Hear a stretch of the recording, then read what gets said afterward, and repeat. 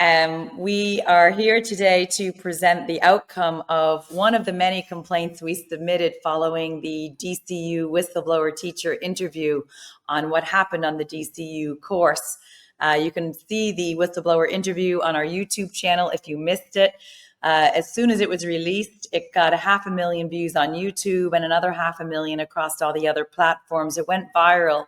And because it went viral, the former Minister for Education, Norma Foley, was caught on the back foot with what was happening in schools. So she quickly went on to media to discredit Mary Creedon, the whistleblower teacher, as well as the other ones that went to gripped media to report what had happened and validate what Mary had said on the course. She also wrote a letter to all of the schools in summary to assure them that nothing was inappropriate and again to discredit what the teachers had said. So we wrote several complaints to Newstalk, RTE, and more about the the lack of allowing us to have a voice when they went on to discredit us. So I'm going to share the complaint that we wrote. I'm going to share the Newstalk response and the Commission of Meán response, and everyone who's watching can determine if they feel that media is non-biased or that the media watchdog Commission of Meán is actually acting in the interest of the public with the public funds. So I'm going to bring up that complaint now. Okay. So we wrote a complaint. I wrote one on behalf of the Natural Women's Council because obviously we facilitated the interview. I also wrote one on behalf of myself personally. So they got two complaints. And the broadcast date was the 3rd of October between the hours of 4 and 6. And it was on Newstalk. And I had to do a lot of research with some support from a media law expert. So credit to the person that stepped up to help on all of the different broadcasting codes and the ethics that, that were violated. So we felt that it broke the Broadcasting Act of 2009 for harm, offense, and incitement and authority of state. Also the Code of Program Standards, the News and Current Affairs, Section 46L, the Code of Fairness, Objective and Impartiality in News and Current Affairs. So there were several things that we felt were violated. But this broadcast harmed the name and the good reputation of the Natural Women's Council and myself as an interviewer. It allowed the public to believe that the interview that the teacher did was misinformation. So it misled the public, particularly parents of school-age children. So the presentation of highly sexual content as well and pornographic material for children is a grave concern to most parents out there. And we felt that this must be corrected as a matter of urgency, and the broadcast was clearly in violation of the Code of Standards, the harm, offense, and incitement, and also the objectivity piece. So Kieran Cudahy was the presenter on Newstalk with Norma Foley. They were talking about the whistleblower interview, and that was facilitated by myself and Mary Creedon, released in October. The interview disclosed teaching materials that were suggested for the classroom use in a teaching of the SPHE material. It was highly sexually explicit and inappropriate for the classroom.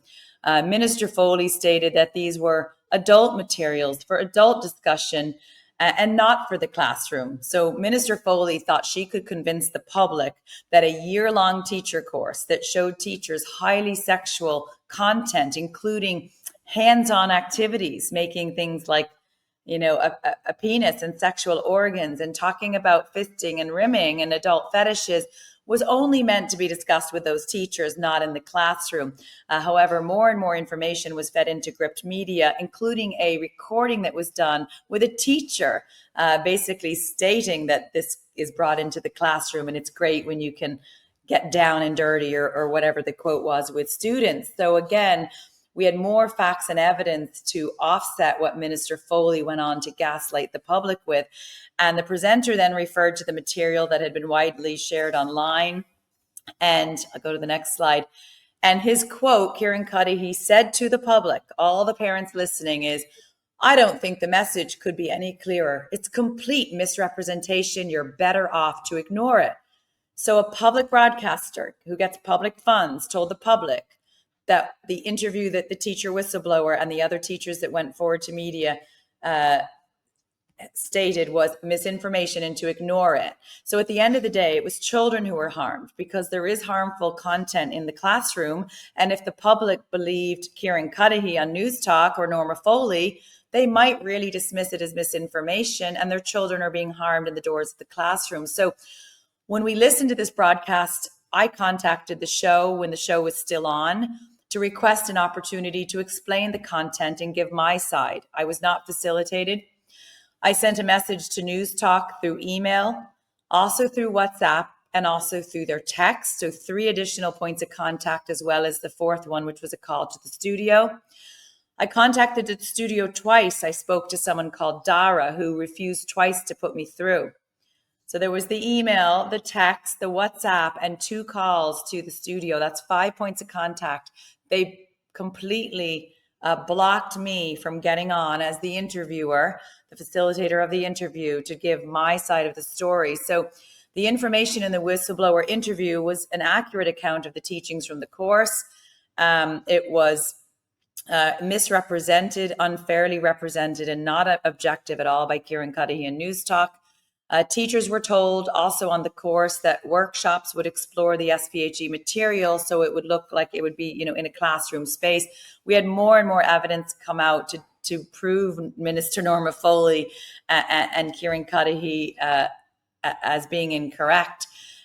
So, the words as seen in the photo from the course we talked about was fisting, rimming, anal sex, mutual masturbation, holding hands, and sharing a secret. So all of that was provided. And we also, Gript Media provided information that 2 of the most high-profile academics who were seeking to shape sex education in Ireland also endorsed the idea of challenging the assumption of sexual innocence in children.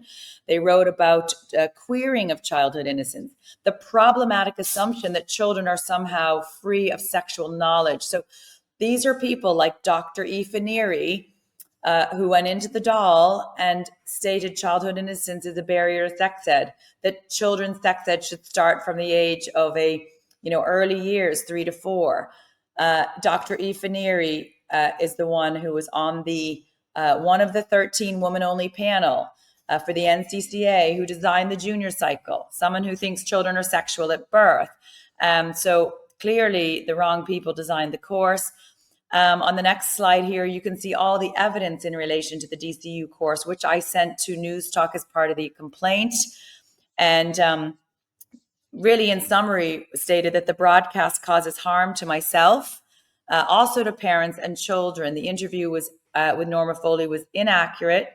It was unfair. It was unbalanced, and it was not objective and lacked impartiality. So at the end of the day, it's the children who are harmed, because parents, if they trusted Norma Foley and Kieran Cuddihy, maybe won't look in the school books to see the horrific content being pushed into our children. And the other part of the complaint was protection from harm. It did not take due care for any material containing characters' actions and personal circumstances which people may identify with or cause distress, particularly in relation to sexual violence. Minister Foley referred to awful things happening to children and misrepresentation in pornography, and aims to teach teachers about what some children may come across and to train them about consent in pornography. So that was the very detailed complaint that we spent the weekend writing those back in October. And at the end, I summarized with, Newstalk did not rectify and did not acknowledge significant mistakes in an appropriate or proportionate manner. They sidelined us. We were not asked for any comment. We also wrote a right of reply. Our views were not represented at all for the public to hear both sides of the story. Let's take a look at how Newstalk responded to the complaint that we sent in. Although I can't share the screen because Deputy Managing Editor Mark Simpson specified it's not for publication or dissemination, I will paraphrase the outcome. So Mark Simpson rejected my complaint and our suggestion that the broadcast was unfair, impartial, or lacked objectivity. He denied that they breached any codes and felt that both parties had sufficient airtime in relation to the issue. Sufficient airtime. The show was approximately 6 minutes. They played a minute and a half of the interview that I conducted with teacher whistleblower Mary Creedon. And they let Norma Foley speak for about 4.5 minutes, attempting to discredit the teacher and myself, allowing Kieran Cuddihy, the presenter, to tell the public to just ignore the interview. They felt that it was sufficient airtime to just play the interview and let Norma Foley and Kieran Cuddihy discredit our good name, make it out that it was false information, which misled parents, grandparents, and guardians to think that everything is okay in the classroom. And the question I would ask is, why didn't they let us on the show? You can see here that I called the show twice during the show, attempting to get on to explain further the evidence and what happened on the course. And they declined me getting on the show. Dara in the studio took 2 of my calls, hung up on me the second time. I sent in a WhatsApp message to Newstalk, an email, and also a text message. So there were 5 points of contact during the show attempting to get on. I sent them a very detailed complaint, and they still would not allow us to have a voice. We were silenced, we were censored. And I would ask why they fear a debate. Because they fear the truth coming out. And at the end of the day, it's children who are harmed. So Mark Simpson, Deputy Managing Editor, didn't let us have a say in the matter. Let's see what Commissioner Meán, publicly funded media watchdog, had to say about the situation. Now, before we got this reply on June 5th, now mind you, it was submitted in November. So this was nearly 8 months later, we got a reply. I chased it up several times throughout those 7-8 months to chase up a reply. They were backlogged, obviously getting a lot of complaints, no surprise.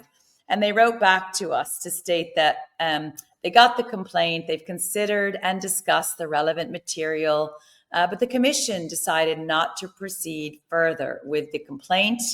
They noted that the broadcast is a well-established current affairs program aimed at an adult audience. They felt that prior to playing the clip that the presenter did tell the audience to take little ears away from the radio show. And they went on to say that the commission noted that neither you nor the organization of which you are chairperson were mentioned in the program, and there was no call to hatred against you or any person who holds the same beliefs. Now, maybe they didn't mention my name or the Natural Women's Council, but they played our video, which anyone can find. So all it is a connecting the dots. We did the interview. They dismissed it as misinformation. Someone watches it and says, Jana London and Natural Women's Council are spreading misinformation. And since that interview, we have had incitement to hate. We have had harassment. We had a death threat that is being handled by the Garda Victim Unit. So I do believe that the Commissioner Meán here is inaccurate that it incited hate, because it surely did. They also said that our complaint stated it breaches the regulation standards for fairness, objectivity, and impartiality.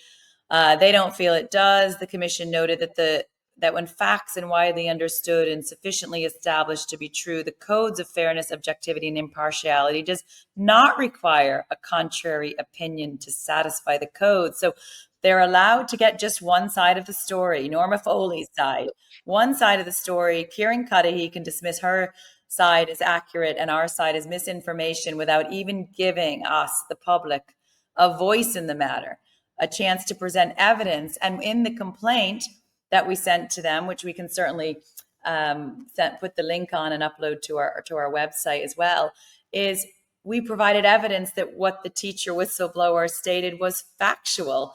So they completely dismissed it, and they said that they decided not to proceed with the complaint any further. Thank you for making your complaint. They will put it on Commissioner Meán's website in due course, but it will not contain personal data in relation to myself. So, this is clearly, this case and this reply from Commissioner Meán is clearly dismissing another voice with evidence and only taking one side of the story. So from their reply and from Newstalk's reply, I think it's quite clear in my view, and the public watching can certainly form their view, but it's very clear that they are just pushing one side of the story, government agenda and the propaganda that Newstalk platformed, and Minister Foley and her inaccurate information. So I thought it was really important to, I suppose, to let the public know what our public broadcasting authority, the Commission of Meán said, and the lack of objectivity they had, the voice that I wasn't allowed to have. They silenced us. They silenced myself as a mother, myself as the interviewer.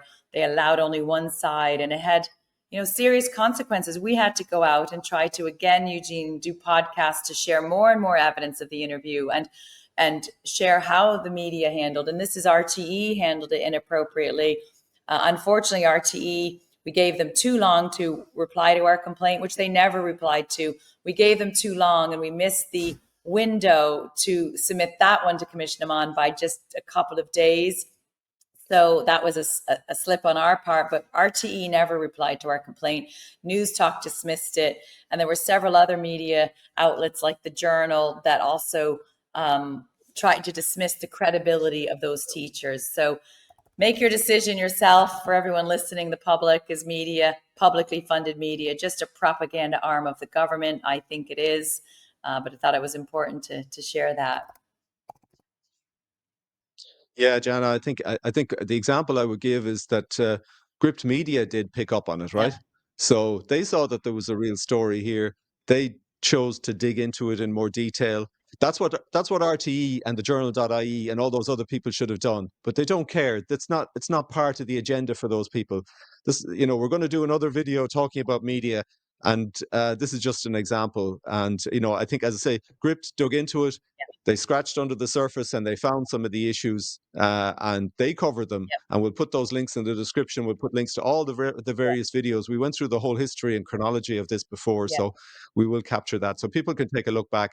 And as I said, to be fair to Gript, they did cover it. The other media required the agencies didn't want evidence. to cover They it. also, from an objective perspective, Gript did not just take our word for it, Eugene. I know you spent hours getting over all the details, the recordings. Mary Creedon spent lots of time with them. So a call out to Gript that they didn't just take our side of the story. They needed to see the credible evidence. And once they saw all of that, which was even more than we could do in the 30-minute interview with Mary Creedon, they published about 3 or 4 subsequent stories that were really damning of what happened on that DCU course. I mean, the material that was taught would be so harmful to children, but some of the teachers that went on the course felt really traumatized and violated as an adult from the content they were exposed to as adults. So we need to keep getting this out. And what we'll do, and we'll post in the links, the link to the whistleblower interview, the link to all of the articles that Gript did, and then we will also post in the thread the copies of the complaint, and we'll try to get those uploaded this summer on our website, the actual PDF copies of the complaint to media, so people can see for themselves with their own eyes that media is biased. They're just a propaganda arm facilitated by Commission Meán, who uses our public funds to push that agenda and not really look out for the interest of the public. No surprise there. This just solidified and confirmed exactly what we knew would happen. So that's all for that piece. And you can follow our next podcast. We'll be covering some more great information over the summer before the back to school campaign launches.